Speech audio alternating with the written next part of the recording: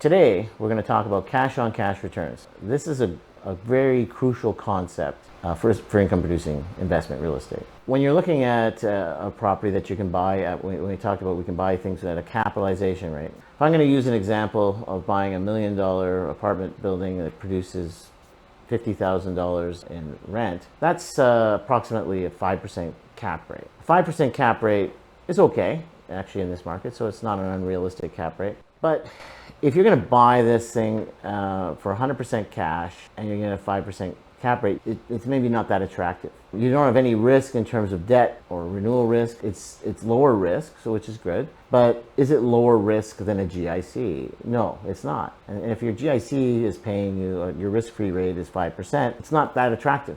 You're going to want to enhance this return.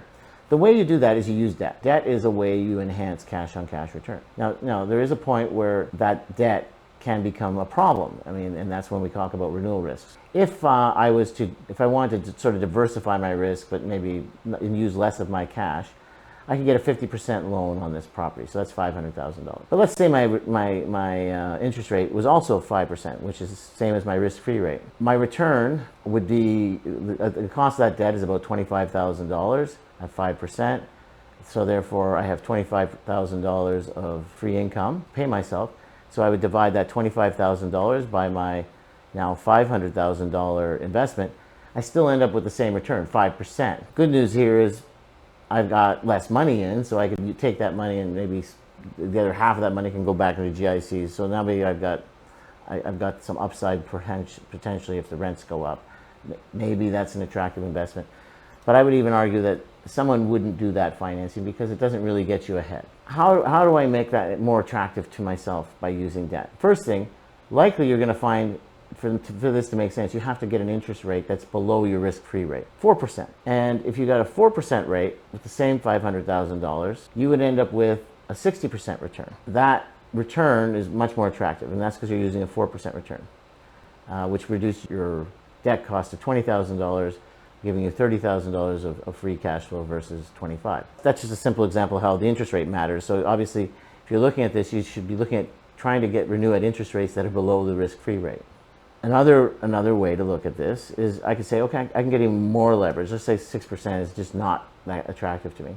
So let's just talk about a more traditional, conventional loan where I have 25% down, or $250,000 and $750,000 of debt.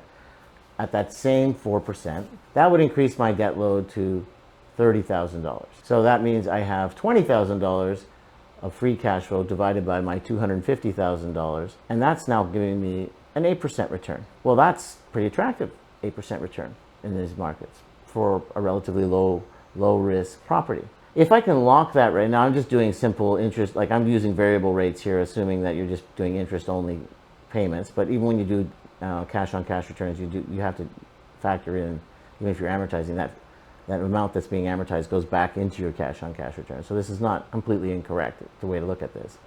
And by the way, that same debt coverage ratio is 1.66%. So this is great. I'm getting good debt coverage.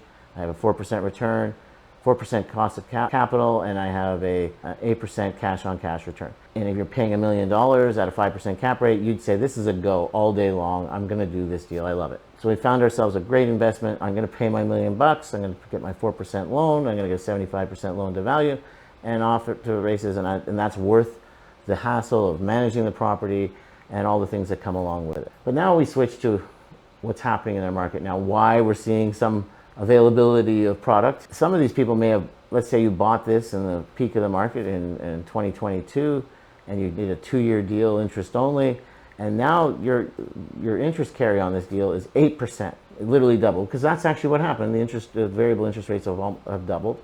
So you're saying, okay, now I'm at 8%, which is under current rates is approximately prime plus 1.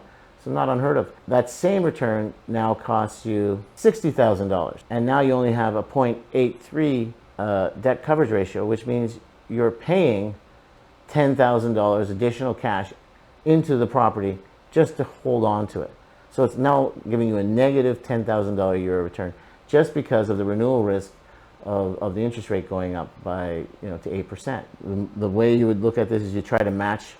And this is why people in investment real estate like to take very long terms. They go, why are people paying an extra 50 basis points to get a 10-year term or whatever it may be. And the reason why is you're trying to match cash flow, because cash generally goes up 2 to 4% every year on a rental product for residential. So then, okay, if I lock in my cost of debt for a longest period of time, even 25 years, match my amortization, then you've at least eliminated renewal risk and you're just back to regular operating risk. So in my previous example, if I had locked that 4% return for 25 years, I got a 25-year term, I know I've got an investment that's worth this amount for 25 years and I'm good. This is just a basic example of cash on cash return. This is the concept you should be using to look at real estate. The other thing you should look at under the current rates, what's happening to values? Because interest rates have gone up, I now have a net, that $1 million value that I was going to buy that property at, if that is in today's dollars and I can only get an 8% loan, it's not worth $1 million. Cap rate has to go up so that I am paying something that makes more sense. That means, that 5% cap rate maybe has to become an 8% cap rate, which means, that $50,000 of income is $600,000 or $800,000. I don't know the numbers, but this is what you have to work out.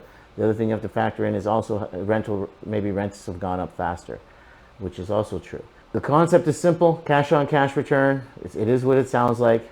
How much you invest, how much net return you're going to get after paying your debt, but you got to watch how leverage works.